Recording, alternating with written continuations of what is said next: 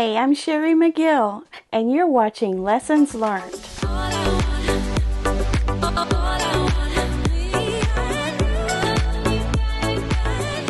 Hi, welcome to Monday Quilt Chat. Thanks for coming by to listen to me chat today, and I hope you enjoy today's episode. Yeah, the weekend was interesting. I had a couple of Zoom calls, Zoom chats, if you will, Zoom sew-alongs. This weekend was fun. Got to meet with some of my retreat buddies again and other friends that I have, and that's something that I'm really enjoying. I have another group besides those two groups, and some Facebook groups, and what else? Group chats, you know, of all kinds, messaging, and it seemed like I had a lot of that going on this weekend, which can be productive and cannot be productive. So you do get a lot of encouragement when you meet with like-minded people, have the same interest as you, sewing, quilting, what have you, whatever the craft may be. It encourages you to continue on and get new ideas, share tools, new tools that different ones have found. It's really nice. The flip side is sometimes we wind up jabbering and talking so much that we don't get a whole lot done, or we make mistakes. But it's still worth it to do. It's nice to have a little network of friends and people that love what you do and you love what they do, and we just have that interchange of encouragement there. So I've been working on my these hexies. Been working on those slowly.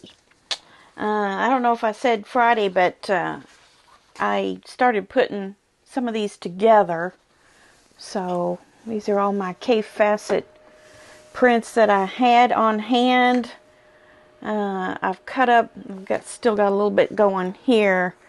I was having a little bit of trouble holding those together. My thumbs were hurting after a little while, so I kind of come and go on this project as my thumbs will allow me. And I've been using little wonder clips to kind of hold pieces back and do some of the work for me. And I've also ordered some sew tights, and those are some really strong magnets that you can put on each side of your piece that you're working on to hold things together. And so I don't have those in yet, and I also got some a little bit bigger needles as well. So I'm hoping that those little tricks that I've learned from my friends will help me to move right along on that project. But isn't this fun?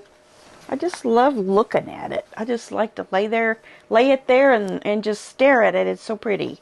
So yeah, but I have not put much of a dent in my 3 rows here. Probably this much right here is all. So I think I'm going to have plenty for a decent sized quilt. I do believe I am. So, and then I did find me some little cheater glasses I could wear down in one of my drawers at home. So I got that I have to use those with this. I have to. I just cannot see to do it. So there's that. I'd like to be working on that this evening some, so that I can get that last little bit put together and start a new row. Also this weekend I kind of got a wild hair to do a new project, a small one, something I could get done this week easily. And I have this Table-tastic 3 book, and I know there's obviously a Table-tastic 1 and 2. This is Doug Leko. Doug Leko is how you say his name? Leko? L-E-K-O. Antler Quilt Design.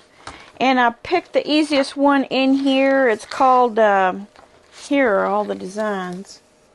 And I picked this one because I knew I could do that right quick.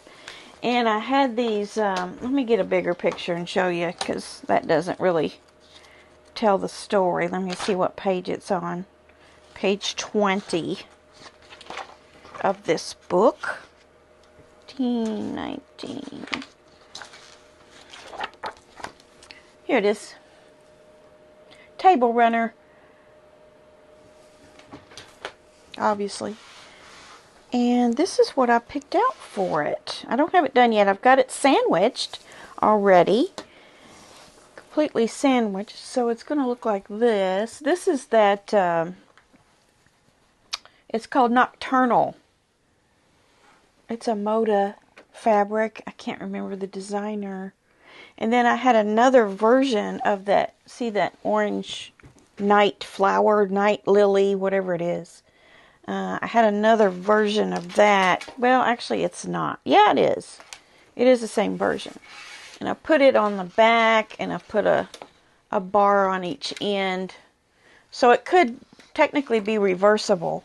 But since I had so much of the fabric, I thought I'd go ahead and use one of my nice prints there to use this fabric. Because, you know, I like it. Otherwise, I wouldn't have bought it, right? Although I have bought some fabric I hadn't liked lately. So there's that, and then I have, this is In the Beginning, is it In the Beginning Stonehenge? It's a Stonehenge. It's kind of a mottled blue and green teal. Looks really good. I thought that looked like a nocturnal color. So I'm going to finish that today probably pretty easily. I'm going to try to do something like this for the free motion. I've been kind of practicing a little bit with this. I don't know if you can see that. I want it to look more like this area right here. And then down here. I think these are called flames. I just kind of did that. I don't have a book or anything. I just had seen it on some quilts and thought maybe I could do it. This middle section is a little too not right, but I'll practice some more on paper, and then I'll just jump in and do the quilt. And then what else did I do? Anything else? I don't think I did any other sewing projects per se this weekend. No. So, are you all familiar with the Fabric Hut? They contacted me and they want me to try out their blades, their cutter blades. Like your Olfa cutter, you know, all the different brands of cutters. These are 45mm rotary blades. They sent me 10, and supposedly that's like $75 worth of blades to try out. And they're titanium blades, and they're supposed to last a really long time. So, you know, there's blades out there that say they last twice as long and this, that, and the other, but, you know, one slice into your side of your ruler, that doesn't really matter, does it, how long it lasts? If you do that, it's a goner. But they want me to try these out. If you all are familiar with the Fabric Hut or have used these blades, let me know what your experiences are with them. I need to make a video about it for them, and so I'm going to have to use them for a few weeks to, you know, be able to do that video. But I would like to hear if you all have any experience with these, and if you have seen that they last longer, the same, or what opinion you have of them. Because I could certainly include that in my video, because I want to give an honest review about them. I hope they are what they say they are as far as lasting twice as long. So we shall see. So look for that coming up. I would like to get right into my little designer spotlight, and I did pick another one from Art Gallery Fabrics this week, and I promise I will be getting some designers from some other fabric companies too to look at and share with you. So I just wanted to share one more from Art Gallery Fabrics. Maybe I'll pick my top 2 from all the major fabric companies, and we'll just have a a little series on that here on Monday. Let's see. I chose, let's see, where is she? It's going to be Sharon Holland from Art Gallery Fabrics. And she has a new line called Willow.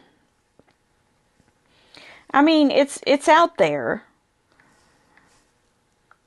I wanted to read a little bit about her story here, if I can get back there.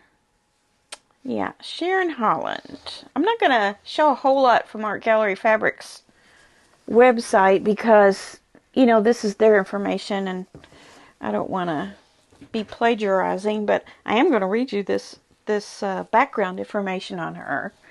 And you can look up on Art Gallery Fabrics her lines of fabric that she's designed, because I think they're really artful. They're very obviously creative, but I think she just has a really classy way of doing nature. It's not you know, novelty like. It's not wild and crazy like. You know, it's not like taking an animal from the forest and changing it into some other thing or being hidden in some sort of print. It's just very classy done stuff.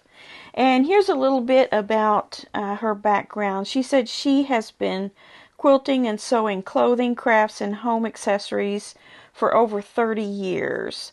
While raising 3 children with her husband, she owned a small business selling new and repurposed merchandise. That venture provided Sharon with constant creative challenges for how to reuse, display, and market everyday items. A move to a new state meant closing her business, but opened new doors by reconnecting her with art and photography. Sharon, an art and design major, dusted off her paintbrushes and camera lenses and began selling her canvases in galleries and photos as greeting card designs. One road always leads to another, she says, and the natural progression was to turn her art into textiles. Designing 4 collections for a fabric company and appearing in numerous quilting magazines with both her textiles and quilt designs brought about a career in the magazine industry as an assistant editor, graphic designer, and photographer. I'm not sure which magazine that is. Maybe you all know. Even though I am interested in knowing and working in every aspect of the quilting and sewing industry, my heart is in design, especially textile design. After 2+ years as an assistant editor, it was time to find my artist voice again. I set to work drawing and creating a group of prints, something I would like to sew with. Joining the Art Gallery Fabrics family of talented designers brings Sharon full circle, infusing her design aesthetic with the creative artistry behind Pat Bravo's credo to bring beautiful prints on quality fabric to life. Sharon states, "I feel I've come home." So when somebody has that kind of ambition and, you know, really searching for their calling in life, so to speak. I mean, that's kind of a cliche sounding to find your calling, but you know, she was already an artist. But you know, to decide that fabric was the thing that, you know, she wanted to focus on. You know, she found that through Art Gallery Fabrics and has been designing to this day. So you can go there and you can, on Art Gallery Fabrics, and read this again if you like. Get familiar with her and her lines of designs that she's come up with. And I did want to show you, let's see, her free, there's a free pattern on here. You know, I told you last week that there's free patterns on all of these fabric companies' sites. And she has a free pattern on here for her latest design, Willow. And it's called Conservatory. It's gorgeous. This is all out of the Willow Fabrics. See how classy that is? Oops. Let me turn it this way maybe. There's all the fabrics that she uses for this project. And there we go. The layout of it here.